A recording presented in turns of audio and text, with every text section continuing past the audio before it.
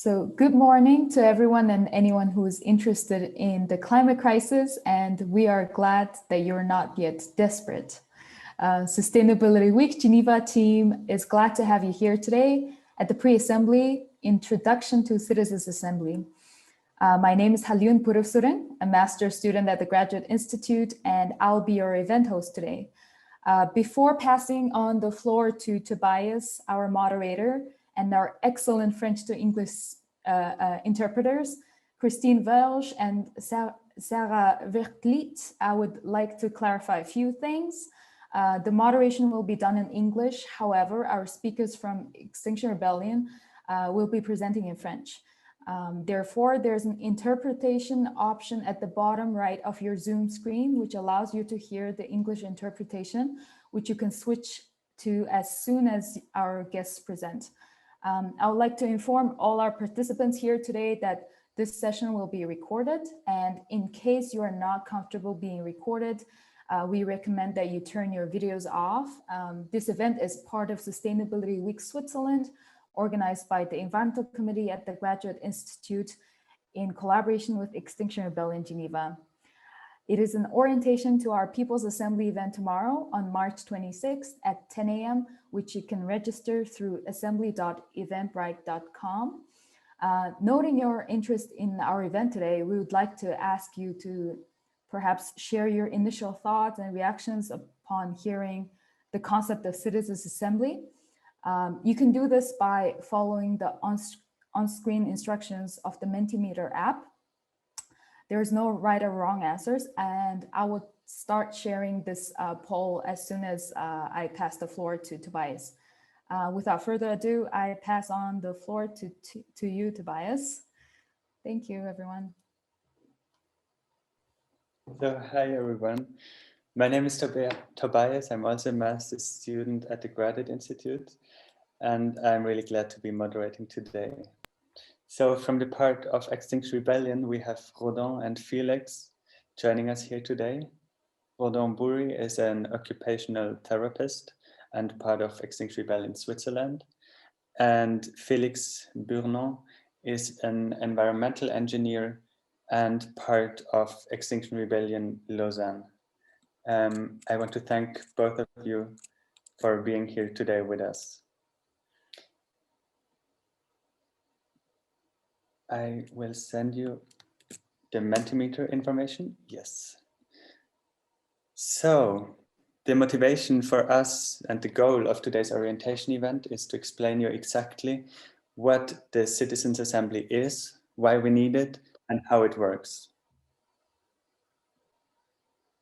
The motivation to hold this People's Assembly and this orientations comes from Halyun and me, that are both in academia, and when we wondered about how we can bridge our academia to activism and bring about radical rethinking of our future. That's when we reached out and collaborated with Extinction Rebellion on this incredibly interesting advocacy work for citizens' assemblies. It is an incredible form of activism that uses participatory democracy, that advances normal citizens' voices, like ours, for example, to be heard at a higher level and included in governments. So, Halyun, did already some people put anything into the Mentimeter? If so, let's see the audience's initial reaction.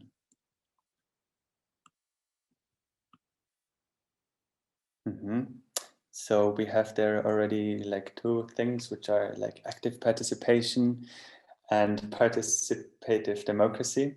Every one of our participants feel free to include more and more words in the Mentimeter. People in action, for example, we have as well. So we can maybe also to a later point in the Q&A session refer back to the Mentimeter and have a look at how maybe also different perceptions have changed with the new inputs. Be responsible. Yeah, thank you very much, everyone, for participating and being actively here. So we want to move on, and for the purpose of giving you some real life perspective of what is happening in the world of activism, we want to show you a short video of the concept of citizens' assemblies in action.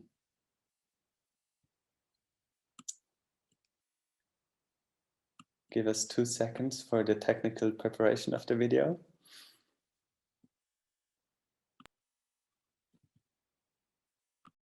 My name is Hindu Umaru Ibrahim. I'm from Chad.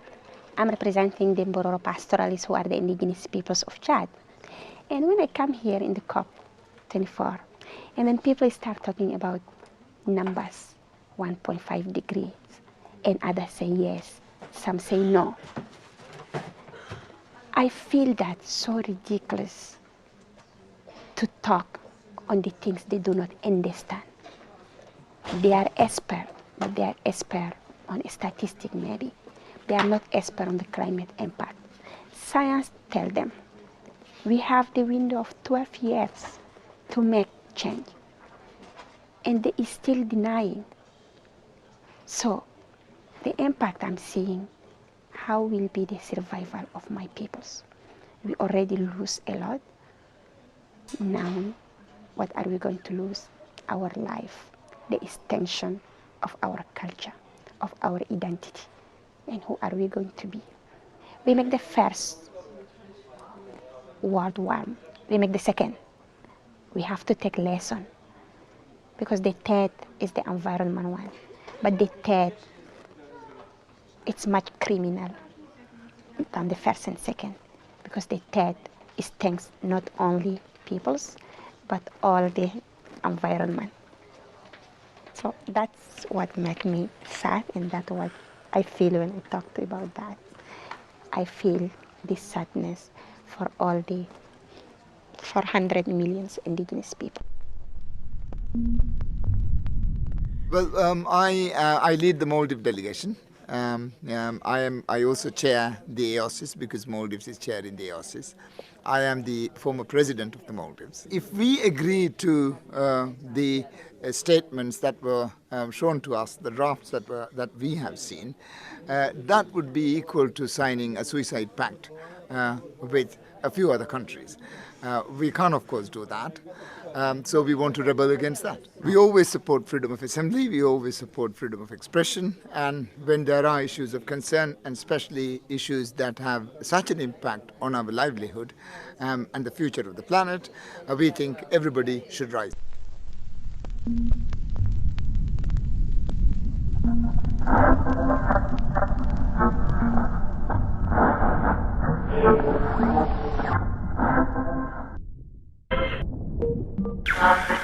Why have a citizens' assembly? Isn't that what Parliament is? Or is Parliament more about power rather than democracy? Reports get hidden, deals get made, favours get done. How about this instead? You get maybe 100 to 150 people together, picked almost at random, like jury service, but as close as possible to the social distribution of the UK as a whole. So there's lots of different people: plumbers, teachers, farmers, nurses, office workers, 50% women, some young people, some old, a cross-section of ethnic backgrounds and gender diversities. The wealthiest 1% only get 1% representation.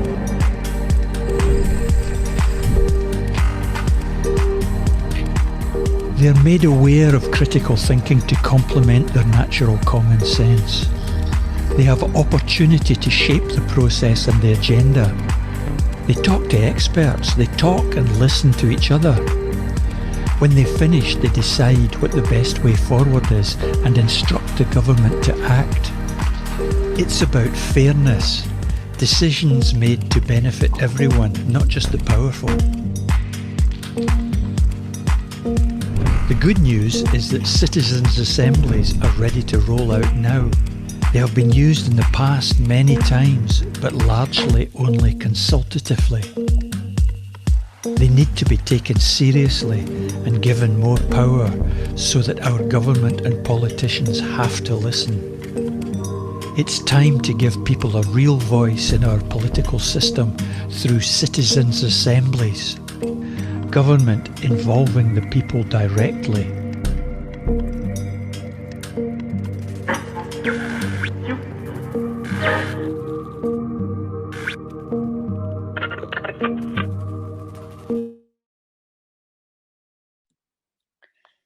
So we hope you enjoyed that short clip, everyone, to give you a quick and also a bit an emotional introduction into the topic.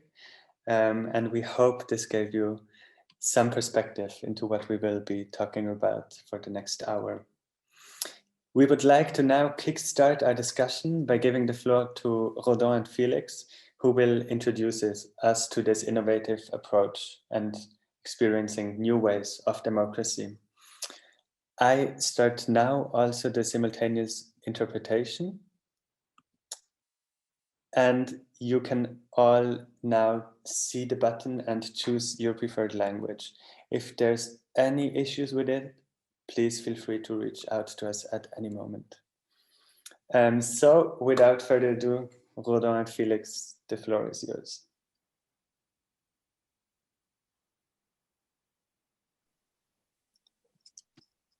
Felix, you want to start? Yes. Ok. Et voilà. Alors, bonjour à tous. C'est vraiment un plaisir d'être ici pour vous donner cette conférence. Alors, je me présente, je m'appelle Félix. J'ai 32 ans. Je suis ingénieur en environnement de formation. Et si j'ai choisi cette voie d'études, c'est parce que je m'étais fait à l'idée que l'environnement, c'était une question finalement technique. Les problèmes environnementaux qu'on avait étaient des problèmes techniques et que donc, pour les résoudre, ce qu'il nous fallait, c'était des solutions techniques. Si je suis ici maintenant pour donner cette conférence, c'est que mon avis a changé. Rodin ? Oui, donc je m'appelle Rodin, je suis ergothérapeute. Avant de m'impliquer avec Extinction Rébellion et la question d'assemblée citoyenne, je m'étais intéressé à une initiative populaire en Suisse, l'initiative pour les glaciers, qui propose d'inscrire dans la Constitution la nécessité d'arriver à la neutralité carbone en 2050. Et puis, j'ai réalisé en fait que cet outil était bien trop lent parce que, en fait, à la base, au moment de la mise en place de l'Assemblée, la mise en place de l'initiative, on voulait essayer de pousser pour que la date choisie soit plutôt 2030 pour la date de la neutralité carbone. Et puis, on a réalisé qu'en fait, en 2028, peut-être ce serait le moment où cette loi, si elle était acceptée, serait mise en œuvre et que ce serait un délai trop court pour arriver à la neutralité carbone en 2030. Donc voilà, on a réalisé que cet outil était trop lent et c'est pour ça que je me suis intéressé à cette question d'assemblée citoyenne. Excellent. Alors, bon, évidemment, pourquoi on fait une conférence sur les assemblées citoyennes? Bon, principalement parce que c'est la troisième revendication d'XR. On rappelle, les trois revendications sont que le gouvernement dise la vérité sur la crise écologique et climatique. La seconde, c'est qu'on atteigne la neutralité carbone d'ici à 2025 et qu'on arrête les atteintes aux écosystèmes. Et puis, la troisième, c'est organiser une assemblée citoyenne pour choisir la manière d'atteindre ces objectifs, pour la choisir de manière démocratique. Alors, en gros, le programme de cette réunion, ça va être un petit rappel sur comment fonctionnent nos institutions politiques, pourquoi elles fonctionnent de la manière dont elles fonctionnent. Ensuite, regarder quelles sont les manières différentes qui existent, notamment par le biais des assemblées citoyennes. Et puis ensuite, on aura une petite séance de questions-réponses. Alors, commençons par... voilà, très bien. Slide suivant, s'il te plaît.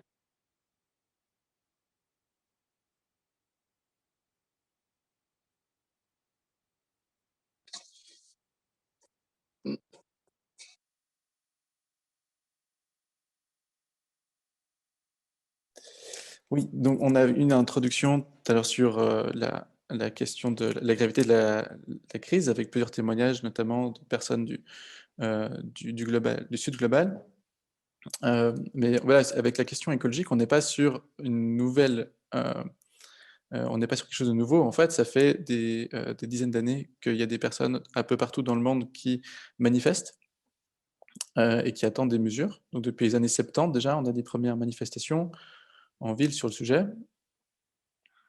Et ces manifestations se sont intensifiées avec le temps et sont devenues plus massives. Jusqu'en 2019, avec Fridays for Future, il y avait 8 millions de personnes qui ont fait la grève pour le climat en même temps, de manière coordonnée.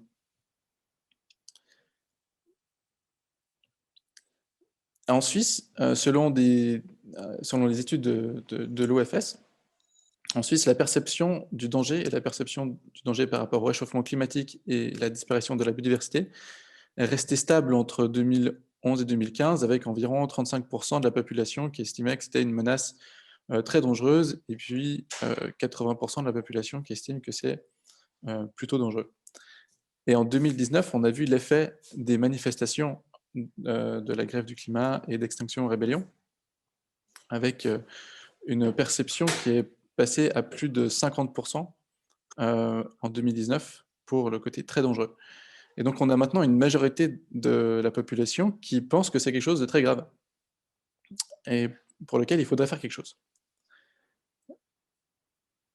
Ce qui nous amène à la question de, finalement, comment ça se fait qu'aucun des pays signataires des accords de Paris n'atteignent les objectifs qui se sont fixés eux-mêmes, sachant que les objectifs qui se fixent eux-mêmes sont eux-mêmes insuffisants pour atteindre les objectifs nécessaires, quoi. C'est-à-dire qu'on est vraiment sur à peu près rien, quoi. Les pays ne font même pas ce à quoi ils sont engagés, qui est insuffisant.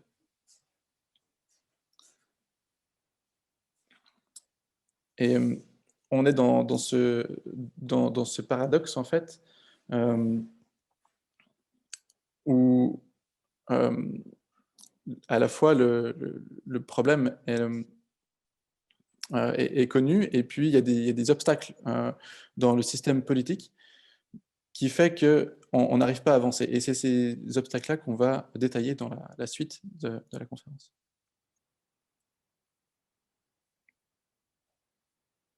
Alors, merci Rodan. C'est vrai que si on passe maintenant à la question des institutions politiques, je ne sais pas pour vous, mais moi j'ai grandi avec l'idée que la démocratie, c'est nous, que le pays dans lequel on vit, c'est la démocratie, qu'il y a d'autres pays dans le monde où ce n'est pas la démocratie, qu'il y a d'autres époques dans le temps où nos pays ne fonctionnaient pas sous la forme de la démocratie, mais que la démocratie, c'est ici et maintenant. Et finalement, ce principe de démocratie est assez rarement vraiment défini clairement. Alors moi, je vous propose de revenir un petit peu à la base étymologique de démocratie, avec quelque chose que vous connaissez certainement déjà. Mais démocratie, ça vient du grec, c'est démos kratein. C'est donc le peuple qui commande. Et dans les faits, on a assez peu l'impression de commander à la décision politique. Ça, c'est lié au fait qu'on vit dans des systèmes dits de démocratie représentative. J'insiste sur les guillemets, c'est pratique la vidéo, je peux vraiment faire les guillemets comme ça. C'est vraiment important de réfléchir ce mot de l'extérieur. C'est un mot qu'on entend, une expression qu'on entend beaucoup, démocratie représentative. C'est basé sur un compromis, c'est-à-dire qu'on élit des politiciens et eux, en échange, ils défendent nos intérêts. Mais en fait, c'est intéressant peut-être de revenir à la source historique de ce compromis. Dans voilà, le moment où il a été mis en place, l'idée de démocratie représentative. Un des moments charnières, c'est la Révolution française. On peut en citer plusieurs, mais la Révolution française en fait partie. On peut citer voilà, ce que disait l'abbé Sieyès à l'époque. Si les citoyens dictaient des volontés, ce ne serait plus cet État représentatif, ce serait un État démocratique. Donc on voit que l'abbé Sieyès, qui était un révolutionnaire, une personne qui a œuvré pour la Révolution, eh bien lui, il faisait, comme beaucoup de gens à l'époque, clairement la distinction entre un État représentatif et un État démocratique. Il y avait une opposition. Il faut comprendre que même à l'époque, dans la Révolution américaine, le mot démocrate était utilisé comme une insulte. On se traitait entre révolutionnaires de démocrates comme une insulte, comme plus tard on a traité les gens d'anarchistes comme si c'était comme d'une insulte. Donc, en fait, il y a une incohérence conceptuelle dans l'idée de démocratie représentative. On s'est habitué à cette idée que c'est moi et ensemble, mais il y a une incohérence de base, en fait, qu'on a tous admis. Si on veut regarder les choses en face, finalement, un système parlementaire, dans lequel on élit des personnes qui votent les lois à notre place, c'est plutôt une aristocratie élective. On élit soi-disant les meilleurs, et puis ensuite, eux choisissent à notre place. Un système qui est basé sur un fort pouvoir du président, on peut penser aux États-Unis ou à la France, en fait, c'est plutôt des monarchies électives. Le peuple élit une personne, et c'est cette personne qui commande. Alors on peut dire, slide suivant s'il te plaît Rodan, on peut dire évidemment en Suisse, c'est différent, on a une démocratie semi-directe. Alors si vous voyez ce schéma qui est sur le slide, on voit toute la partie du haut, c'est assez comme tous les autres, comme la plupart des pays d'Europe, on a le peuple qui élit un pouvoir législatif qui vote des lois. Donc ça c'est la démocratie indirecte, comme en France. Voilà. Mais par contre, en Suisse, on a quelque chose dont on est très fier, et c'est la flèche du bas, c'est l'initiative et le référendum, par lesquels, comme vous le savez, le peuple peut s'exprimer directement sur des lois. Alors, moi, ce que je vous propose, c'est qu'on regarde un petit peu de plus près quels sont les effets réels en pratique des initiatives populaires. Prochaine. Ce qu'on voit, c'est qu'en réalité, ça met 5 ans en fait, d'organiser une initiative populaire. Il faut récolter 100 000 signatures. Et puis, bon, ensuite, on sait que les parlements peuvent faire des contre-propositions qui ont tendance généralement à diluer le texte. Et puis finalement, ça correspond, pour l'énorme majorité de la population, ça revient à répondre par oui ou par non à une question déjà préétablie. Est-ce que c'est réellement ça, commander politiquement? Est-ce que c'est simplement répondre oui ou non à des questions? On peut le questionner. Une chose intéressante, c'est aussi de se poser la question, quel est le taux de réussite des initiatives populaires? Et voilà, depuis 1990, la proportion de refus, elle est de 89%. Donc dans les faits, on a en fait assez peu part à la décision démocratique. Alors, on peut se poser la question, pourquoi est-ce qu'on accepte de se soumettre à l'autorité d'un État qui nous écoute finalement assez peu, qui nous laisse assez peu part à la décision? Cette réponse, cette question, elle a été beaucoup posée, et une réponse proposée par les contractualistes au XVIIe siècle, c'est-à-dire que l'autorité d'un État repose sur son engagement et sa capacité à assurer la sécurité de ses citoyens. Donc de nouveau, on a une espèce de deal, d'échange. Je te donne l'autorité sur moi, le peuple donne l'autorité à l'État, et en échange, l'État donne la sécurité au peuple. Voilà. C'est une idée qui a été théorisée de cette manière-là. Et d'ailleurs, si on regarde la Constitution suisse, elle ne dit pas autre chose. Si on regarde l'article 2, alinéa 4, la Confédération s'engage en faveur de la conservation durable des ressources naturelles, ce qui fait évidemment partie des choses dont on a besoin pour assurer notre sécurité. Ce qui est intéressant de voir, c'est qu'en Suisse, on a évidemment une constitution, mais on n'a pas de cour constitutionnelle. Ce qui signifie qu'on n'a pas d'instance auprès de laquelle faire valoir la constitution si on a l'impression que l'État ne la respecte pas. Et puis, dans les faits, ce qu'on observe, c'est que en ce qui concerne le climat, la biodiversité, les décisions qui sont nécessaires à assurer la conservation durable des ressources naturelles, et donc notre sécurité, ne sont pas prises.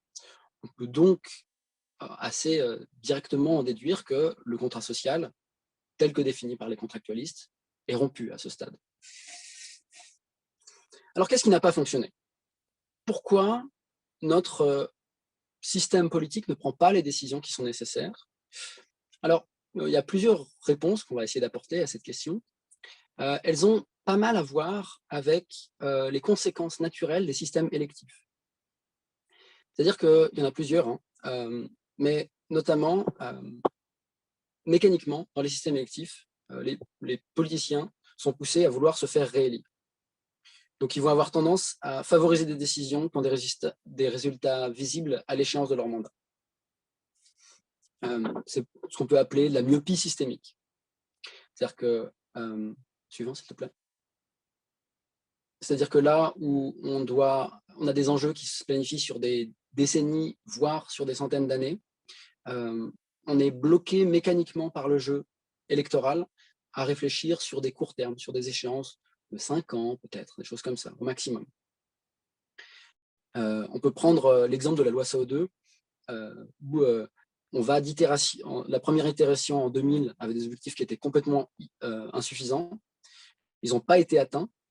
Et puis, la révision a fait l'objet de ping-pong entre les chambres. Finalement, le texte qui arrive à la fin est extrêmement dilué et finalement pas du tout à la hauteur des enjeux en question. Suivante.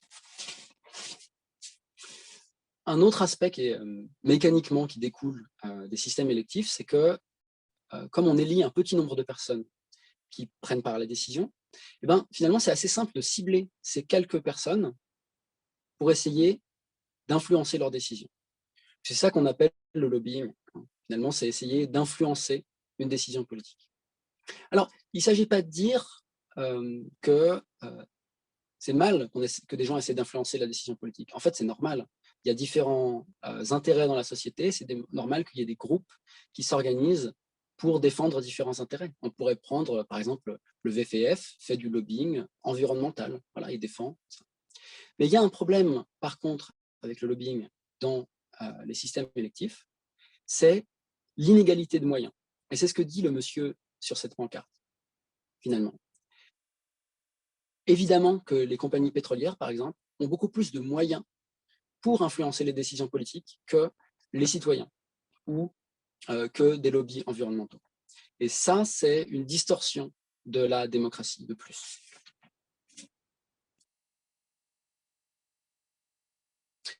Alors, on sait en plus que ces lobbies, on arrive à déduire quand même qu'ils ont une influence vraiment forte.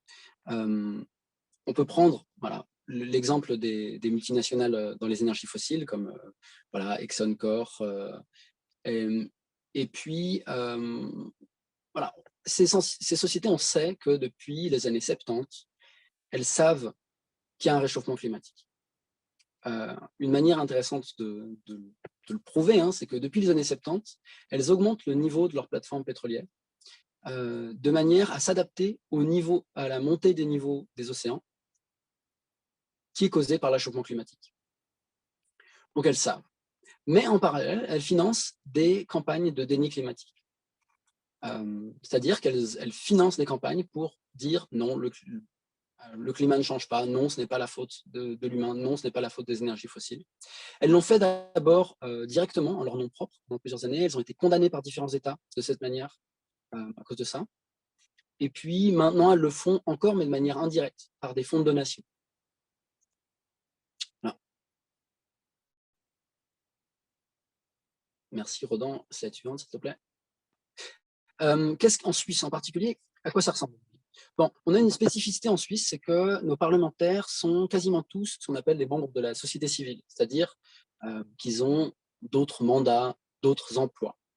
En moyenne, un parlementaire suisse a 8 mandats en plus de son mandat de parlementaire. On a pu trouver certains parlementaires qui avaient jusqu'à 31 mandats en plus de leur mandat de parlementaire. Et ça pose une vraie question. C'est-à-dire que finalement, ces parlementaires n'ont pas tellement besoin d'être en contact avec des lobbyistes pour être influencés et pour influencer la décision politique. Ils sont d'une certaine manière eux-mêmes directement des lobbyistes parce qu'ils sont payés par d'autres entreprises. Donc, ils ont un conflit d'intérêts. Voilà, ça peut être avec des industries qui sont polluantes, par exemple, des industries émettrices de CO2. Donc, il y a un conflit d'intérêts. Et puis, il y a un gros problème de transparence. Parce que, alors, ils sont quand même ils sont obligés de déclarer tout leur mandat, les parlementaires. Cependant, ils sont pas obligés, ils sont aussi obligés de déclarer s'ils sont payés ou non, mais ils ne sont pas obligés de déclarer le montant de leur rémunération. Alors, il y a quand même des moyens détournés d'estimer la quantité, la somme d'argent qui est payée aux parlementaires. Ça a été fait. Et on estime qu'il y a entre 170 et 830 millions de francs qui partent comme ça pour payer les parlementaires par législature. Cette image aussi est intéressante, hein, l'image qu'on a sur le slide. Je ne sais pas si vous reconnaissez, c'est ce qu'on appelle la salle des pas perdus. Donc c'est au Palais fédéral. C'est une coursive qu'il y a tout autour du Parlement. Et puis, c'est un endroit dans lequel les parlementaires peuvent inviter des personnes externes, des personnes non élues. Et dans cet endroit se produit tout un nombre de discussions informelles avec des personnes qui n'ont pas de légitimité démocratique, hein, parce qu'elles ne sont pas élues. Et puis, finalement, c'est tout un tas de discussions qui échappent complètement voilà, à la transparence de la délibération démocratique. Suivante. Alors, on peut reparler du triste exemple de l'initiative des multinationales responsables. Ce qui est intéressant de voir, c'est que lorsqu'elle a été démarrée en 2015, il y avait 3/4 de la population qui était favorable. Il y a eu un travail de lobbying extrêmement intense qui a été fait, notamment par l'association Swiss Holding, qui contient Nestlé, Glencore, Syngenta. Et il y a eu bon nombre de contre-propositions qui ont été faites, enfin, avec à chaque fois une dilution supplémentaire du texte, et puis un lobbying très important sur la population qui fait que, malheureusement, cette initiative a été refusée. Suivante. Alors, on vient bien de montrer qu'il y avait un tas de défauts dans nos institutions politiques. Et puis, voilà, quand on regarde ça un petit peu en face, moi, je dois vous avouer que je trouve ça un petit peu déprimant. Parce qu'on vit dans un pays qui est présenté comme un exemple de démocratie. On parle, voilà, dans les pays voisins, on parle beaucoup de la démocratie subdirecte suisse comme d'un exemple. Et puis, on voit en même temps que ce pays est, depuis 50 ans, incapable de répondre aux défis les plus essentiels, c'est-à-dire la préservation de sa population. Par contre, il y a une chose qui est claire à ce stade et qui est intéressante, c'est que c'est les processus non démocratiques qui nous empêchent d'avancer, c'est-à-dire le lobbying et les biais de l'électoralisme. Donc, à partir de là, on peut établir quels sont nos besoins. Ce dont on a besoin, c'est d'une démocratie qui prenne véritablement les citoyens au sérieux, qui leur permettent de défendre eux-mêmes leurs intérêts. Et bonne nouvelle, ça existe et ça a été théorisé sous le nom de la démocratie délibérative. Alors l'idée de base, c'est qu'une décision politique est réellement légitime lorsqu'elle procède de la délibération publique de citoyens égaux. Donc la délibération, c'est une méthode de prise de décision qui permet de développer une intelligence collective avant de former une opinion. Et le type d'institution de démocratie délibérative dont on va parler aujourd'hui, c'est l'Assemblée citoyenne.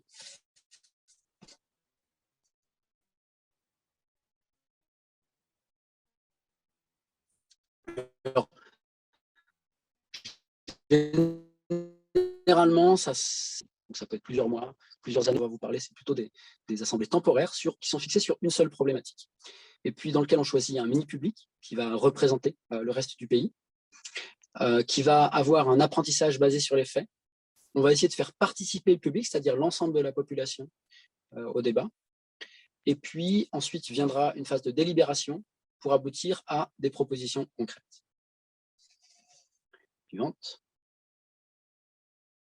Alors, la première étape, il s'agit d'abord de tirer au sort dans la population. C'est-à-dire, on va tirer au sort un sous-ensemble de la population qui soit le plus représentatif possible de la population. En deuxième étape, il y aura une phase d'apprentissage durant laquelle les citoyens vont être amenés à écouter des experts et des parties prenantes sur le sujet en question. Dans une troisième phase, le public pourra donner des propositions, donc l'ensemble de la population pourra donner des propositions qui seront également intégrées par l'Assemblée citoyenne. La quatrième phase, c'est vraiment la phase centrale, c'est la phase de délibération dans laquelle les personnes réunies, l'Assemblée citoyenne va délibérer ensemble pour décider collectivement. Et ces décisions collectives sur le sujet seront représentées en phase 5 dans le rapport final. Et puis, en étape 6, reste la question de l'implémentation du rapport final. Donc, c'est l'étape cruciale, c'est une fois qu'on a décidé, mettre en œuvre les décisions qui ont été prises, soit via un référendum, soit directement, ou de différentes manières dont on parlera plus tard. Alors, la première étape, si on veut aller un petit peu plus dans le détail, c'est un tirage au sort. Mais ce n'est pas un tirage au sort simple, le plus simple. On le fait par échantillonnage stratifié. L'idée, c'est qu'on va d'abord sélectionner dans une population un grand nombre de personnes. Parmi ces personnes, on va demander combien sont prêtes à participer à l'Assemblée citoyenne. Et parmi les personnes qui sont prêtes à participer à l'Assemblée citoyenne, on va choisir des gens en fonction de facteurs démographiques, de manière à reproduire les spécificités du pays. C'est-à-dire qu'on va essayer d'avoir, en termes de genre, d'ethnicité, du niveau de revenu, de niveau d'études, d'habiter à la campagne ou en ville, voilà, que toutes ces caractéristiques-là, dans le mini-public, soient proportionnellement similaires à celles de l'ensemble de la population. C'est de cette manière on arrive à avoir un système vraiment représentatif et donc beaucoup plus légitime que ce qu'on a dans les systèmes électoraux, où si on regarde le Parlement suisse par exemple, bah, c'est 60% d'hommes, c'est quasiment l'intégralité des personnes qui ont un haut niveau d'études et un haut niveau de revenus. Donc c'est pas un public qui, de par sa nature démographique, peut réellement représenter la population. La phase suivante, c'est un apprentissage basé sur les faits. Donc là, vraiment, des experts et des parties présentes vont être amenés à inviter pour informer le mini-public. Et puis, ils ne vont pas venir simplement avec ce qu'ils pensent. C'est-à-dire qu'un expert scientifique va venir avec ses théories scientifiques, mais également les preuves sur lesquelles il s'appuie. Idem pour les parties prenantes. Elles sont censées venir avec leurs opinions, mais aussi les raisons de leurs opinions. Et puis, on va essayer de représenter de manière équitable également des points de vue contradictoires. Que ce soit pour les experts scientifiques, on va essayer de prendre des gens qui soient, où il y a toujours de la controverse scientifique, hein, mais toujours des gens qui soient centrés autour des consensus scientifiques. Quand on parle par exemple du changement climatique, on sait que maintenant le consensus, il y a des consensus quand même très solidement établis, donc on va évidemment se centrer autour de ces consensus-là. En ce qui concerne les parties prenantes, eh ben, on va prendre des gens qui sont carrément en désaccord les uns avec les autres, mais qui pourront donner toutes leur raison de défendre telle ou telle opinion. Et puis, les experts, surtout, sont entendus de manière publique. Ils sont entendus par toute l'Assemblée citoyenne. Ce qui évite d'avoir de l'influence de 1 à 1 entre un expert et un membre de l'Assemblée citoyenne qui, à ce moment-là, pourra peut-être être plus influencé. L'étape suivante, c'est la délibération facilitée. Alors, je ne sais pas si vous avez remarqué, comme dans des discussions entre amis ou en famille, c'est souvent les mêmes 2-3 personnes qui parlent tout le temps. Pour différentes raisons, dans la vie de tous les jours, l'accès à la parole n'est pas équitable. Il y a des mécanismes qui font que tout le monde n'a pas un accès égal à la parole. Dans une assemblée citoyenne, on essaie de compenser ça par la facilitation. Donc ça veut dire qu'il y a dans chaque groupe de parole, il y aura un facilitateur, une facilitatrice, qui va être là pour favoriser l'écoute active et puis vraiment essayer de donner l'occasion au groupe d'accoucher de ses propres idées. Et puis assurer aussi qu'il y ait une égalité d'accès à la parole, donc que la décision soit légitime parce qu'elle n'est pas prise uniquement par les gens qui parlent le plus fort ou les gens qui parlent le mieux, mais que tout le monde a eu l'occasion de s'exprimer. Alors, dans le détail, ça se passe, généralement, il y a des séances plénières où toute l'Assemblée citoyenne peut s'exprimer, et puis il y a aussi beaucoup de séances qui sont faites en plus petits groupes qui permettent d'avoir des échelles humaines de dialogue, comme on le voit sur la photo, des groupes d'une dizaine de personnes, pour qu'on puisse vraiment avoir des véritables discussions. À la fin de cette délibération facilitée, il y a le rapport final qui contient toutes les propositions retenues et puis leur taux d'adhésion éventuellement. Alors, une chose très importante, c'est qu'il faut que ça soit un processus indépendant, juste et transparent. Pour ça, il faut qu'il y ait un comité de gouvernance indépendant qui se porte garant du processus. C'est lui qui va faire le tirage au sort, qui va assurer la facilitation, et qui donc finalement, par tous ces petits mécanismes-là, va assurer qu'il y ait une légitimité démocratique des décisions qui sont prises. Et puis, pour la transparence, il y a quand même un aspect qui est assez intéressant, c'est de faire que la délibération soit publiquement accessible. Donc, d'avoir vraiment un maximum de transparence pour toute la population. voilà, éviter que une partie du débat échappe à la transparence et donc voilà, à la légitimité. Voilà, suivante. Alors nous, on pense vraiment que ces assemblées citoyennes peuvent redonner confiance dans la politique. C'est un peu un lieu commun de dire que la situation politique se détériore, notamment parce que les citoyens votent mal, ou ils votent pas assez bien, ou ils votent juste pas assez. Et que finalement, la crise climatique, c'est la faute des citoyens qui votent pas comme il faut. Nous, on pense vraiment que l'Assemblée citoyenne, c'est une réponse à ces inquiétudes-là. Parce que ça permet d'augmenter le dialogue public, ça permet d'augmenter le niveau d'information stable que le peuple peut avoir. C'est un lieu sûr pour un apprentissage critique et la délibération. On pense vraiment que c'est une solution à la crise de confiance dans nos systèmes politiques. Et puis, c'est pas non plus quelque chose de complètement irréaliste, en fait. Et Rodan va vous présenter ça maintenant, ça existe déjà.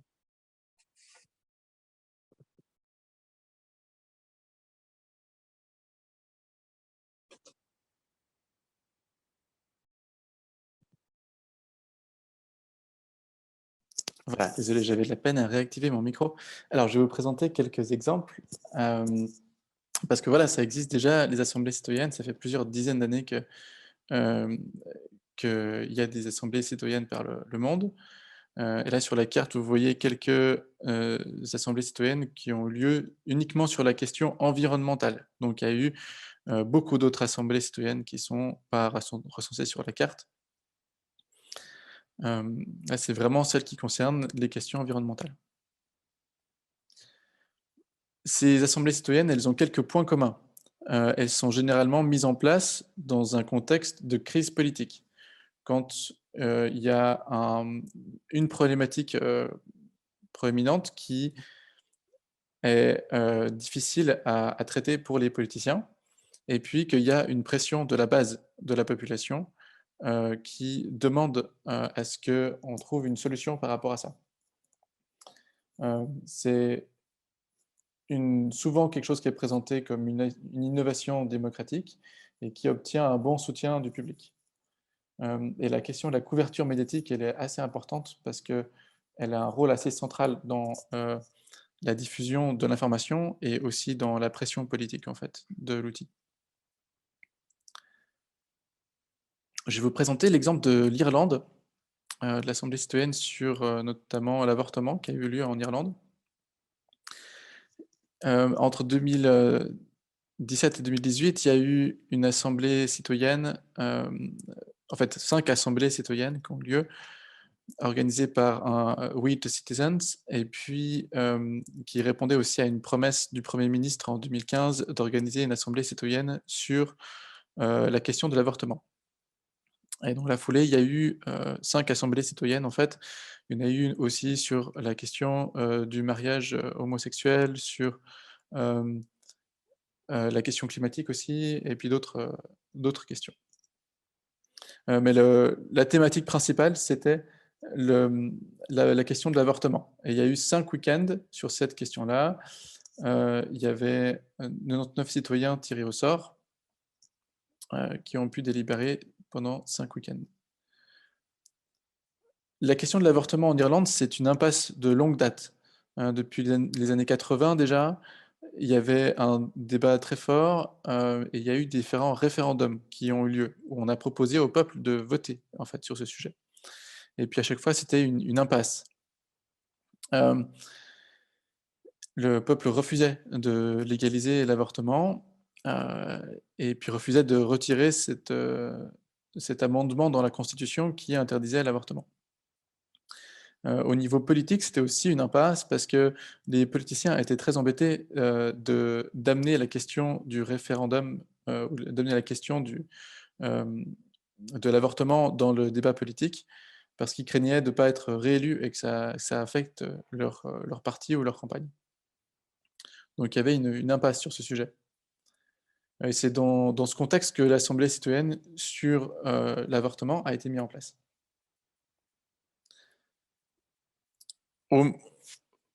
Au cours en fait, de ce processus, pour la journée du 8 mars, il y a eu une grève de grande importance, en fait, du milieu féministe à l'occasion de cette date, et puis qui ont manifesté pour demander le retrait du 8e amendement de la Constitution, justement, Strike for Repeal, c'est pour retirer ce 8e amendement de la Constitution qui a interdit l'avortement. Et puis, à ce moment-là, il y avait 10 000 personnes qui étaient dans la rue en train de en fait, bloquer la capitale de, du pays, donc, et puis des manifestations dans plein d'autres villes. Donc ça a amené une pression populaire à un moment où l'Assemblée citoyenne était en train de terminer gentiment son processus. Et je vais expliquer pourquoi c'est important après.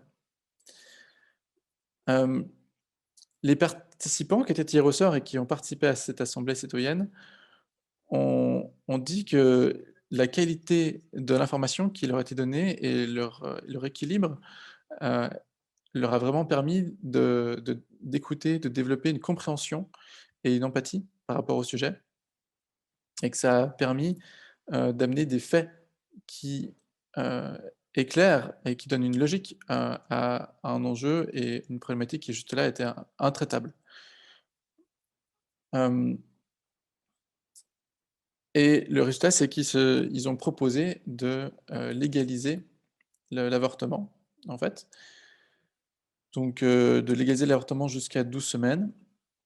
Et ils ont voté là-dessus au sein de l'Assemblée citoyenne, et à 64%, les membres de l'Assemblée citoyenne étaient favorables à légaliser l'avortement jusqu'à 12 semaines. Et puis, vu que ça modifiait la Constitution, il fallait qu'il y ait un vote du peuple, en fait, parce qu'il fallait retirer cet amendement de la Constitution et puis proposer une nouvelle loi. Et pour ça, c'était nécessaire que le peuple vote dessus. Et ça a donc été accepté par le gouvernement, qui a décidé de le soumettre au référendum. Et ça, c'est une partie qui est assez importante, parce que à l'origine, cette assemblée citoyenne, elle n'avait pas pour but de déclencher un vote populaire. À la base, comme le Premier ministre l'avait indiqué en 2015, c'était une assemblée citoyenne consultative. Et de fait, elle n'avait pas non plus été instaurée avec l'idée qu'elle aurait un certain pouvoir. Et je pense que peut-être la pression populaire qu'il y a eu lieu, qui était importante quelque temps avant la fin de l'Assemblée citoyenne, a aidé à donner une importance et à mettre une pression politique, ce qui a poussé le gouvernement à prendre au sérieux la demande de l'Assemblée citoyenne et à le soumettre au peuple. Et ensuite, le peuple a validé cette proposition à 66%. Un autre élément qui était important, c'est la couverture médiatique. C'est-à-dire que, comme je disais, le mini-public a évolué, les faits qui leur ont été présentés les ont aidés à comprendre le sujet et à changer de point de vue. Et la couverture médiatique et la transparence des débats, le fait que c'était filmé et rediffusé à la population, la couverture médiatique et le fait que c'était les présentations qui étaient filmées, les interventions d'experts ou les interventions de témoignages, c'est ça qui était filmé. Les débats n'étaient pas filmés. Voilà. C'était pas en tout cas ça qui était retransmis à la population. Le fait que la population puisse avoir accès aux mêmes informations, ça les a aidés à changer de point de vue aussi. C'est pour ça qu'on retrouve une similarité importante entre l'avis de l'Assemblée citoyenne et l'avis du peuple au moment du vote. Maintenant, je vais vous présenter une autre assemblée citoyenne, celle qui a eu lieu récemment en France, spécifiquement par rapport à la question climatique. Alors, elle a été mise en place dans un contexte de pression politique vraiment du peuple importante. Il y avait la taxe sur l'essence qui était proposée par le président et qui a suscité une colère en fait de la population, qui était contre le fait que ce soit une taxe qui soit en fait injuste socialement, c'est-à-dire qui pèse sur les plus pauvres et pas sur les plus riches. Et donc il y a eu un contexte très tendu avec des gilets jaunes qui ont mis une pression très importante. Et parmi ces gilets jaunes, il y avait des gilets citoyens, en fait, qui ont discuté avec le gouvernement, qui ont discuté avec le milieu climat aussi, et qui ont proposé de mettre en place, en fait, une assemblée citoyenne. Alors, la Convention citoyenne pour le climat, c'est 150 personnes tirées au sort, c'est un budget de 5 millions d'euros.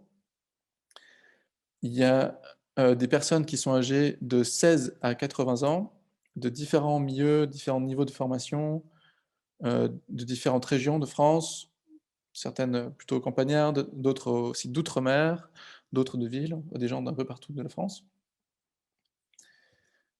et qui ont été invités à délibérer pour répondre à une question, c'est comment réduire les émissions de gaz à effet de serre de 40% d'ici à 2030 dans un esprit de justice sociale. Et c'est intéressant parce que c'est une assemblée citoyenne qui a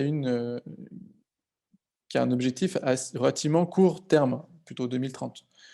Et on a vu d'autres assemblées citoyennes sur la question climatique, par exemple au Royaume-Uni, avoir une date plutôt lointaine, 2050. Et là, ça engage moins les citoyens. Mais là, c'était quelque chose de plutôt court terme et d'engageant.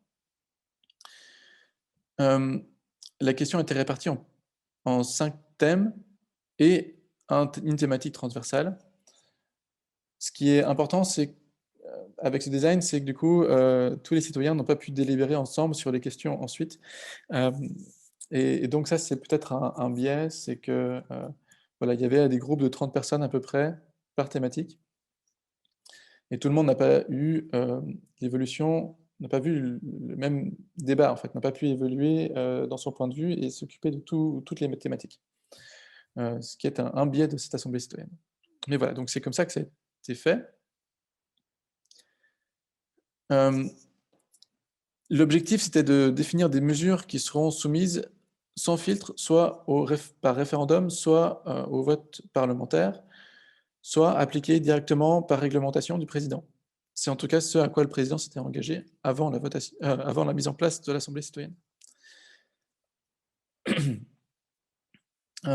C'est une organisation indépendante, donc le mandat, c'est-à-dire la question et l'objectif, a été défini par le gouvernement, et le budget aussi. Par contre, l'Assemblée citoyenne a été organisée de manière indépendante du gouvernement. Il y avait un comité de gouvernance et des garants qui se portaient, donc garants de la neutralité du processus, de la qualité des débats, et puis c'était aussi documenté par des chercheurs et des observateurs externes. Alors je ne vais pas vous expliquer toute la chronologie en détail, mais on la trouve sur leur site internet. L'Assemblée citoyenne a eu lieu pendant 21 jours, dont un week-end, le dernier week-end supplémentaire, qui était demandé par les citoyens eux-mêmes. C'était des week-ends de 3 jours, vendredi, samedi, dimanche. Et je vais vous parler surtout de la première session. En fait, c'est le moment où les citoyens ont eu une information de la part d'experts et de climatologues sur l'urgence climatique. Parmi les citoyens tirés au sort, comme je disais, il y avait des gens de différents milieux, mais aussi de différents points de vue par rapport au changement climatique. Ça, c'est très important. C'est important que les gens qui viennent à l'Assemblée citoyenne ne soient pas des gens qui soient déjà convaincus à la cause. Et donc, il y avait des gens qui peut-être pensaient que le changement climatique était pas si grave et que, avec quelques mesures, ça serait réglé facilement. Ou peut-être qu'il y avait des gens climato-sceptiques, et on en a vu dans les témoignages. Voilà. Et pendant ce premier week-end d'information, ils ont eu cette information d'experts et ils ont dit qu'ils se sont pris une claque, c'est-à-dire qu'ils ont eu cette prise de conscience forte qui les a amenés à changer de point de vue. Et donc, ils sont entrés dans un processus de deuil, un peu comme moi j'ai vécu quand je suis allé voir ma première conférence sur l'urgence écologique. Et donc, la plupart des citoyens étaient désespérés à ce moment-là et se demandaient comment est-ce qu'on allait bien pouvoir trouver une issue. Et puis, au fur et à mesure des semaines, ils ont repris confiance dans le processus et se sont dit qu'à travers l'Assemblée citoyenne, ils avaient là une occasion unique d'amener un réel changement. Donc on a vu un engagement sincère des citoyens au sein de la Convention citoyenne pour le climat, et beaucoup se sont même engagés à la fin des délibérations, beaucoup se sont engagés dans des associations pour essayer de promouvoir, voilà, encore la voix des citoyens au travers de ce processus.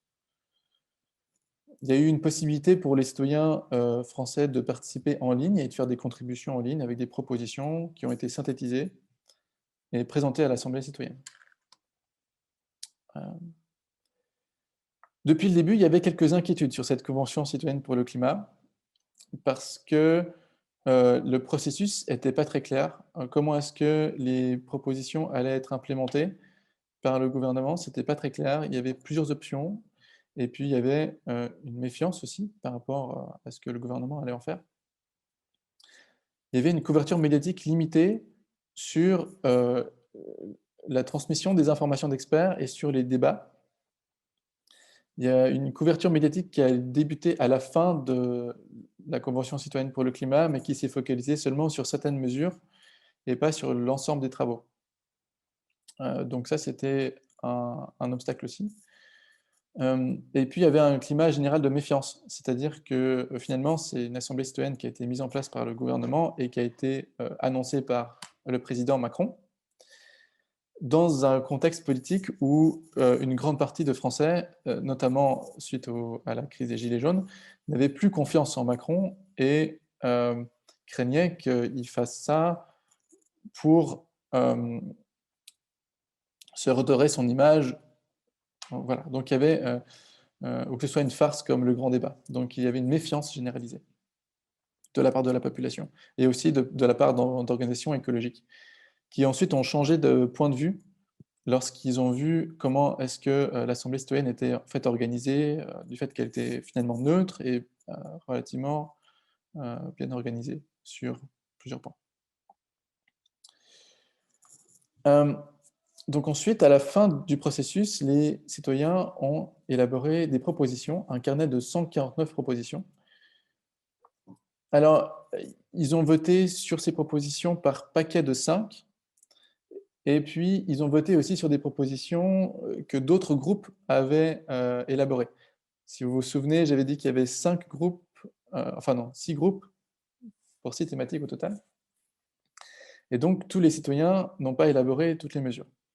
Et ce qui a amené un effet de confiance. Ils se sont dit qu'il fallait faire confiance à ce que les autres avaient fait, et puis ont validé, en fait, de manière assez forte, les propositions. Sauf une qui n'a pas été validée par les citoyens. C'est celle de la semaine de 20 heures de travail.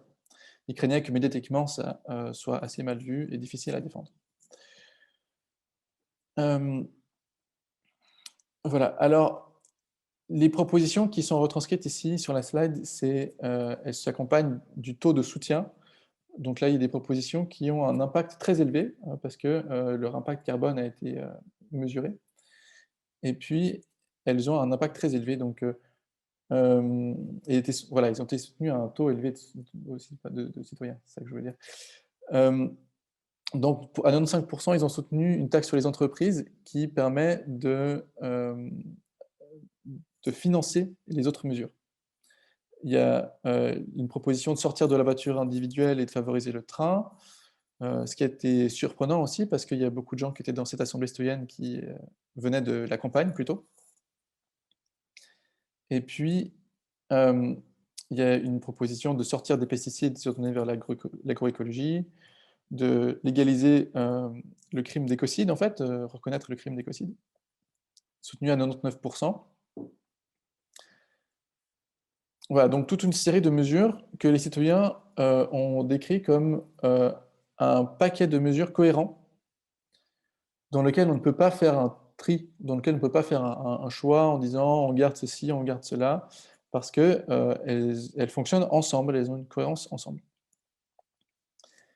Notamment pour le côté de justice sociale. Pour que ce soit juste socialement, il faut que certaines mesures soient accompagnées d'autres qui la rendent soutenable et acceptable par les citoyens. Alors ensuite, il est venu le moment de la réponse du gouvernement.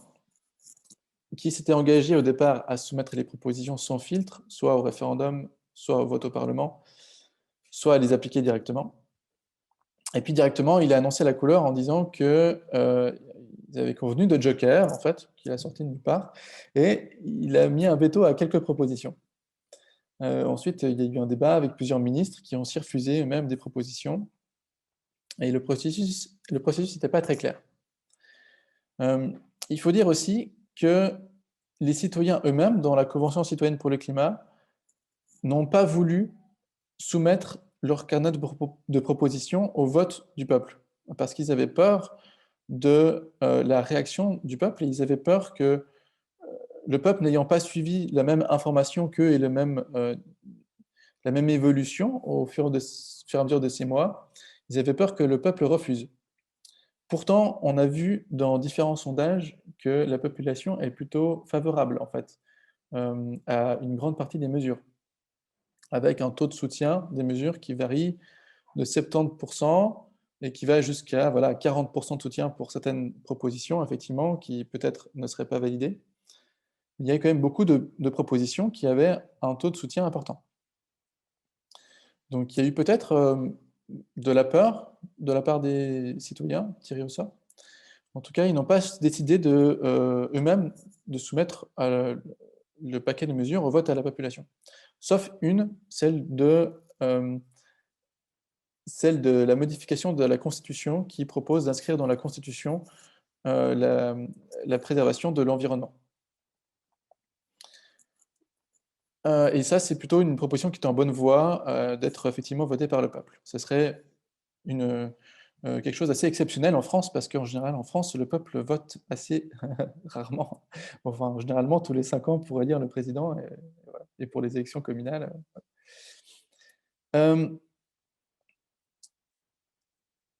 Oui, pardon, juste avant de finir ça, la question en France, maintenant, elle n'est pas terminée, mais elle est en train de suivre la fin du processus, en fait. Elle est en train d'arriver au bout. Il y a eu un processus assez long au niveau parlementaire, où toutes les propositions ont été retravaillées par le gouvernement et en fait diminuées en impact, notamment, par exemple, la question de l'interdiction des véhicules plus lourds que 1400 kg, des véhicules individuels plus lourds que 1400 kg, et le plafond a été relevé à 1800 kg. Et l'importance de ça, c'est que avant, c'était une proposition qui concernait 24% du parc automobile français et qui, en passant à 1800 kg, n'en affecte plus que 1%. Donc c'est ce genre de réduction d'impact qu'on a vu dans le retravail des propositions par en fait les élus et les lobbyistes. Maintenant, ce paquet de lois est en train d'être voté au Parlement français et au Sénat. Et puis, il y a des manifestations qui sont prévues en France pour mettre la pression sur le gouvernement pour que les lois soient plus ambitieuses. Voilà, donc c'est toujours une négociation en cours et c'est pas fini. En Suisse, on n'a pas eu d'assemblée citoyenne encore qui a fini un processus. On a eu un panel citoyen, l'expérience Demosca Nation. C'est pas une assemblée citoyenne, c'est un processus plus court qui vise à faire une brochure d'information à la population avant une votation, ce qui permet d'informer les citoyens de manière neutre avant une votation. Et ça, c'est assez intéressant parce qu'en Suisse, notre gouvernement est régulièrement condamné pour produire des informations biaisées à la population avant une votation. Et puis, il recommence malgré tout. Alors, pour ça, c'était intéressant. Depuis, il y a une autre initiative qui a lieu à Genève. Il y a un forum citoyen sur la question climat et urbanisme qui s'est mis en place à Genève et qui, normalement, démarre le processus ce week-end. Alors, je vais vite clarifier un point. L'Assemblée citoyenne, c'est ce qu'on a présenté maintenant, et c'est différent d'une assemblée populaire. Une assemblée populaire, en fait, n'importe qui peut venir, et donc il y a un biais de participation. C'est surtout les gens qui ont le temps ou qui sont intéressés par le sujet qui viennent. C'est généralement plus court, et c'est généralement moins bien reconnu par les gouvernements.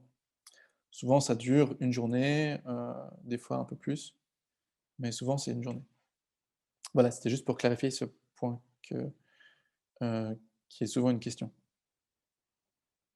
Je repasse la parole à Félix. Alors, qu'est-ce qu'on retient comme leçon de tout ce qui a été dit? La prochaine slide, s'il te plaît, Rodan. Pourquoi est-ce qu'on ferait des assemblées citoyennes? Bon, premièrement, parce que ça permet d'avoir une vision à long terme, là où les institutions électives sont mécaniquement court-termistes. Deuxième chose, c'est que ça permet de se baser sur les faits, c'est-à-dire qu'on peut avoir une écoute équitable des diverses parties prenantes, et puis avoir un débat qui est centré sur un consensus scientifique, plutôt qu'il soit centré sur les intérêts des lobbies les plus puissants. Et puis, ça permet de prendre des décisions qui soient légitimes, parce que la population a eu accès à la parole de manière équitable. Et ça, par le biais du tirage au sort, qui fait que tout le monde peut se retrouver à participer à la décision, et par le fait que la délibération est facilitée. Ensuite, quels sont les facteurs de succès? Eh bien, une chose très importante, c'est que les règles du jeu soient fixées à l'avance. Je rebondis sur ce que disait Rodan finalement par rapport à la Convention citoyenne pour le climat en France. Finalement, c'était une superbe expérience, et les règles du jeu fixées à l'avance n'ont pas été respectées. Ce qui fait qu'il y a un risque assez important qu'une grosse partie du travail de cette convention finisse dans un tiroir.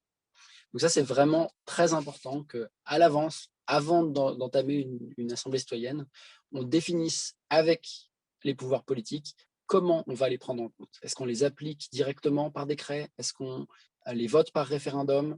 Voilà. Ensuite, c'est vraiment important d'inclure la population, c'est-à-dire notamment par le fait qu'il y ait des propositions du public, donc que toute la population puisse donner des propositions à l'Assemblée citoyenne, et puis qui ait une couverture médiatique importante, pour éviter le cas dans lequel finalement il y a un mini-public, une assemblée citoyenne qui est très informée sur un sujet, mais qui finalement s'est décalé de la population générale, de l'ensemble de la population, et qui donc prend des décisions que la population ne comprend plus. C'est important que la gouvernance soit indépendante. C'est très important qu'il y ait de la facilitation pour que l'accès à la parole soit équitable. Et puis, c'est aussi très important que ça soit transparent. Une méthode qui peut être faite, c'est simplement de tout filmer toutes les délibérations, de manière à ce qu'il soit accessible, que rien ne se passe dans l'ombre finalement. C'est des décisions qui concernent tout le monde doit avoir accès à la manière dont elles sont prises. Suivant. Alors si je vais maintenant essayer de conclure sur ce qu'on a dit, on est dans une crise sans précédent. Notre système politique est en échec, et puis on a besoin d'une nouvelle approche. Les assemblées citoyennes, c'est un outil éprouvé qui peut réellement servir la crise climatique, en proposant des politiques justes et fortes, qui soient faites en accord avec la science et le besoin des citoyens, des décisions qui sont le fruit d'une délibération qui sera raisonnée et qui sera protégée d'une influence excessive d'intérêts particuliers. On croit aussi que ça peut donner une véritable parole aux citoyens ordinaires pour résoudre la crise, et en bonus, ça peut redonner confiance dans l'idée de la démocratie.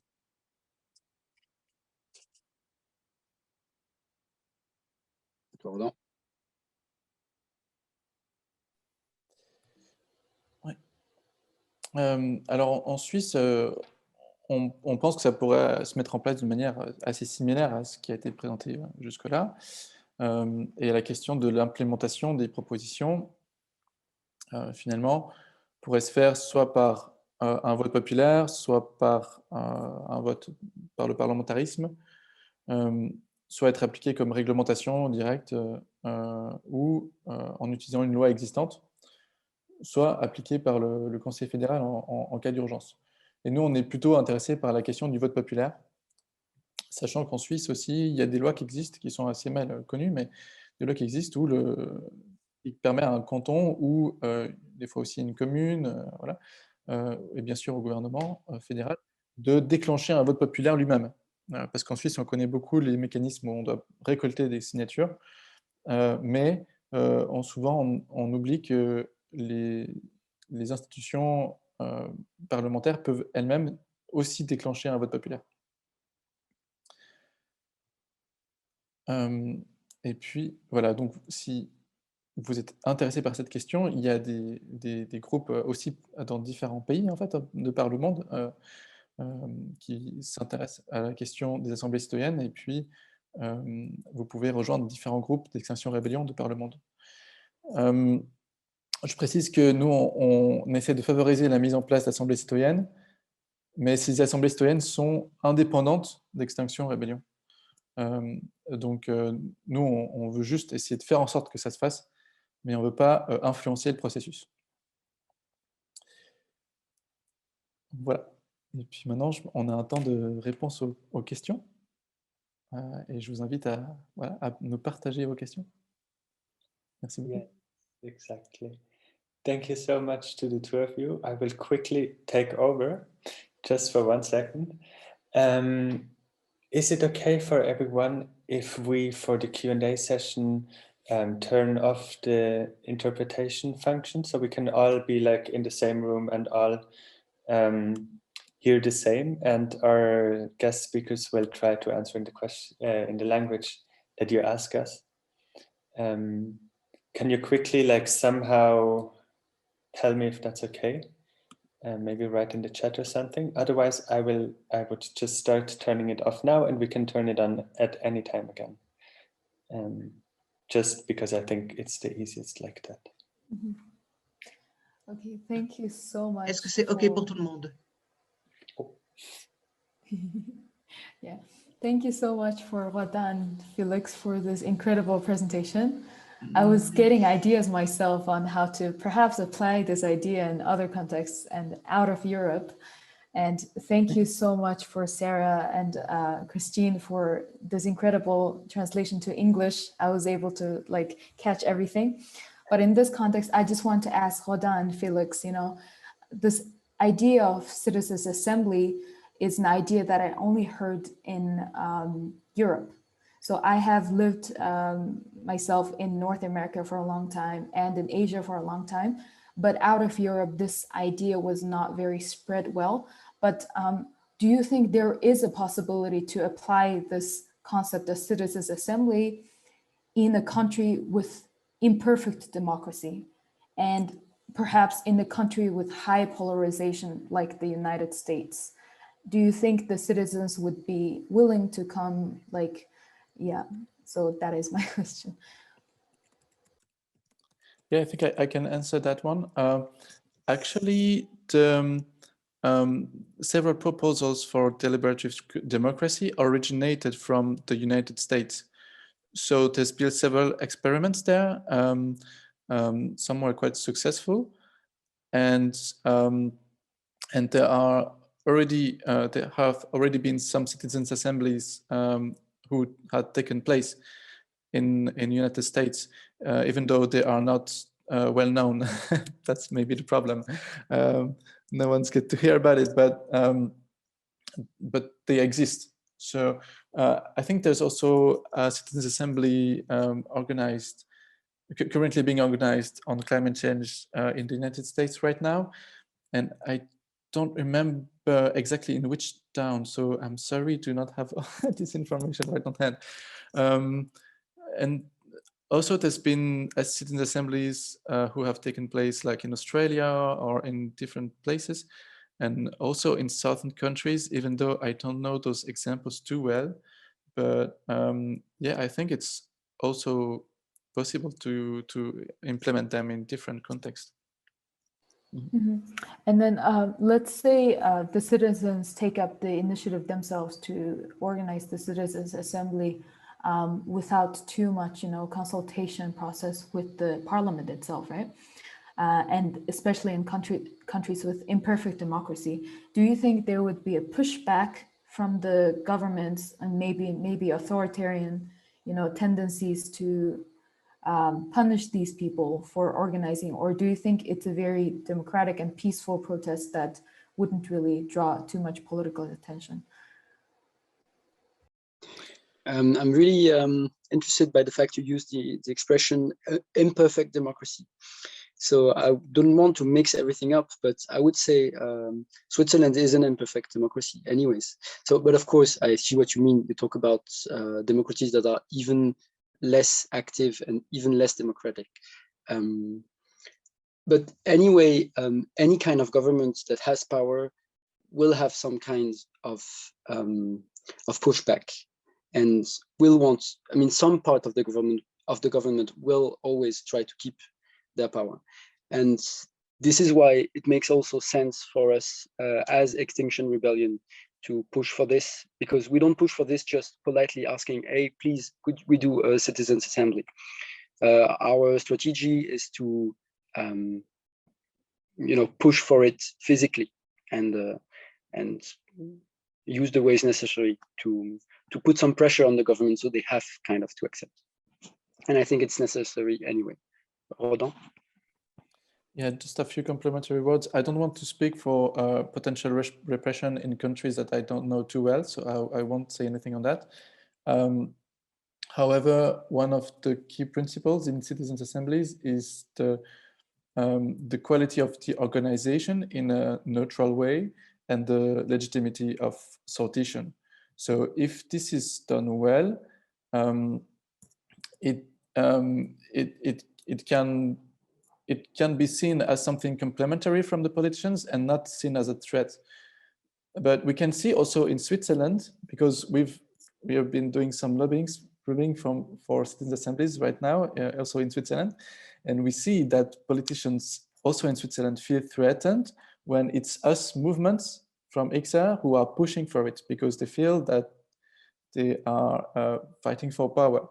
And that we want them to lose power, which is not the case. But and so they feel threatened if it's us who organize it. But when it's independent people who are neutral, or universitarians, or people who have some trust and have some neutrality on the issue, it's generally seen as quite positive. So yeah, depends who is organizing it, I think. Yeah, that's awesome. And also from my background as basically an expat in Switzerland, and also working together with Extinction Rebellion, you know how expats are a bit less willing to join movements like Extinction Rebellion in terms of like legal repercussions, but at the same time they would be interested in the idea of joining Citizens' Assembly. But then knowing that Citizens' Assembly as a concept for general population, but Extinction Rebellion for more of an activist, how do you distinguish and then separate the languages between them?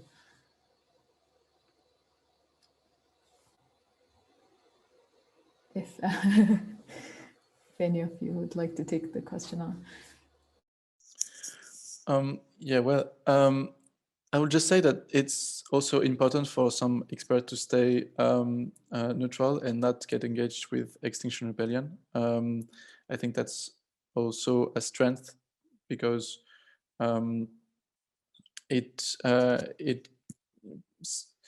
what we are doing with Civil Disobedience, we know that some people will hate us, but they will support the cause, or they will start to support the cause.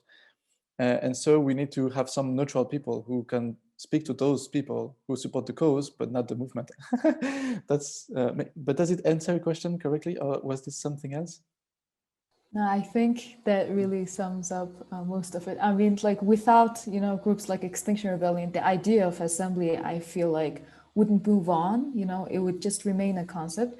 But at the same time, there is a need to, reach out to a wider population and to basically, decrease the barrier to entry, like language barrier to entry, I feel like, yeah. But yeah, I feel like your talks have really given me an idea on how to, like give this proposal to perhaps countries with like at least like normal functioning democracy. For example, I come from Mongolia. We have a pretty good democracy score, but at the same time, there have been politicians who have been in power since 1990 when democracy was established after Soviet Union. So like yeah, there is democracy, but at the same time, like we don't really hear our citizens. So I think this is a very great platform for us to, you know, like push for our agenda, I guess. Tobias, is there any like questions from the audience? Would you like to move on? Until now, not yet, but if someone, you can also like show me in the camera if you want to ask a question. But other than that, I mean, my question would be a bit also related to what we're going to do tomorrow. So you already mentioned that the People's Assembly is not the same, but maybe still, if you could give us like some more ideas of what we should bring to a People's Assembly, and maybe also what we should be careful about in a People's Assembly, that we can also take away from the Citizens' Assembly and from all of this inspiring talk that you just had, and to relate this maybe a bit. Oh, that's a good question. I haven't studied those people's assemblies too well, so I don't want to say something that wouldn't be yeah, relevant. One thing that is useful to know, yeah, to be careful about in both people's assemblies or citizens' assemblies is to have this contradictory debate. So the question you ask to people is really important, and you shouldn't like ask a question to the people where if you already want a specific answer.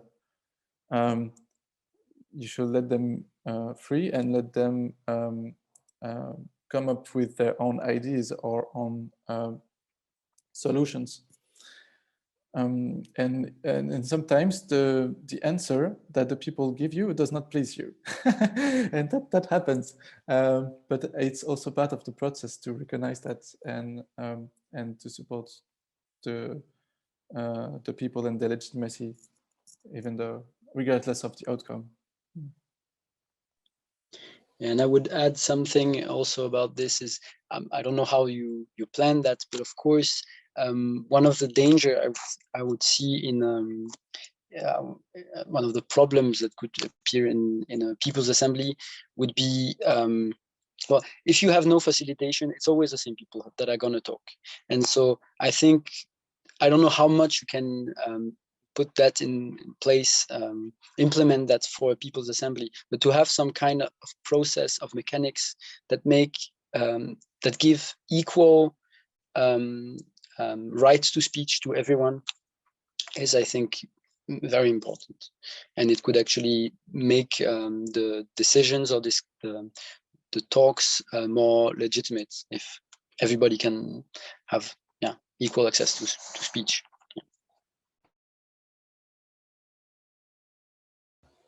Well, thank you so much for all the inputs and the feedback.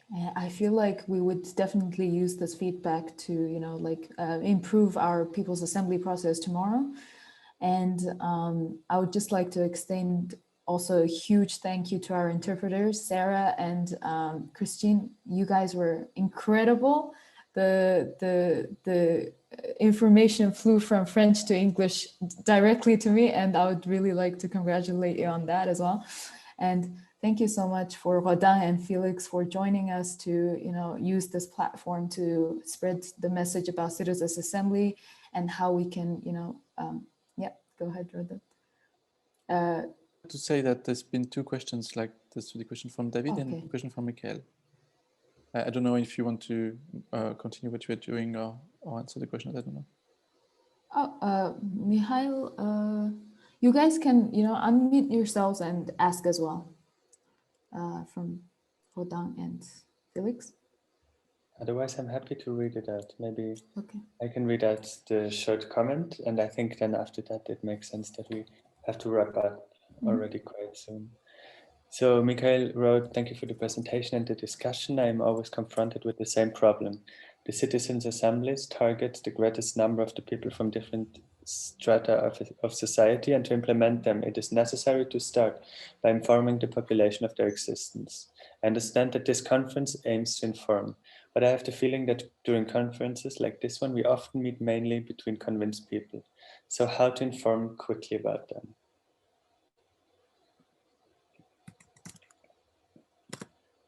Who would want to take the floor? Yeah. So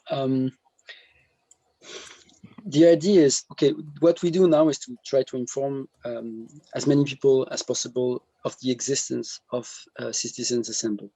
So that's one part. But we are mostly doing lobby, and we want to convince also people who have the power, meaning politicians. Because at some point, if we want a Citizens Assembly to happen and have some weight, there has to be some agreement with the politicians. And then when the Citizens Assembly is decided, then starts the random choosing of people. And then how to touch everyone, this is done by the randomization. And this is done by the random selection of people. And then we use official list of inhabitants so that we can pick people from everyone. And then, so people who have never heard about a Citizens Assembly can be chosen to take part in them. And this is the process that includes everyone.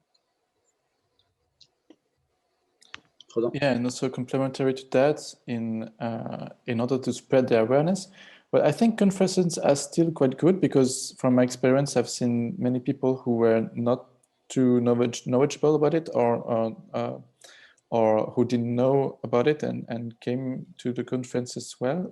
So it needs to be well promoted in advance, of course, but that's a challenge in itself, but it can happen. And also we are currently in Switzerland preparing a communications. We have a communication strategy, and we have a strategy to promote those citizens' assemblies. So we are going to do some posterings, fly posterings in the streets. We've been doing in Lausanne also.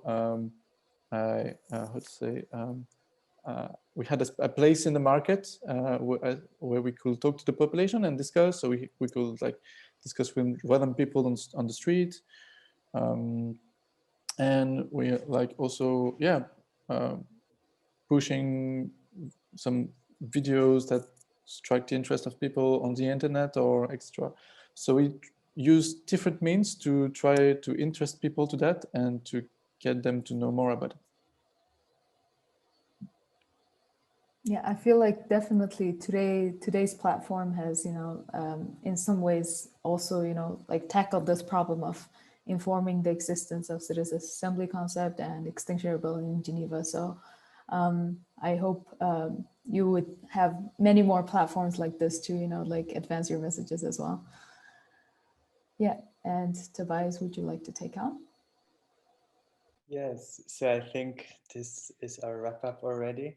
I think thank you very much, everyone who participated. Yes, as Halyun already mentioned, everybody that was speaking, was interpreting. Thank you to you, Halyun and David, for the core organization of this event and the event tomorrow.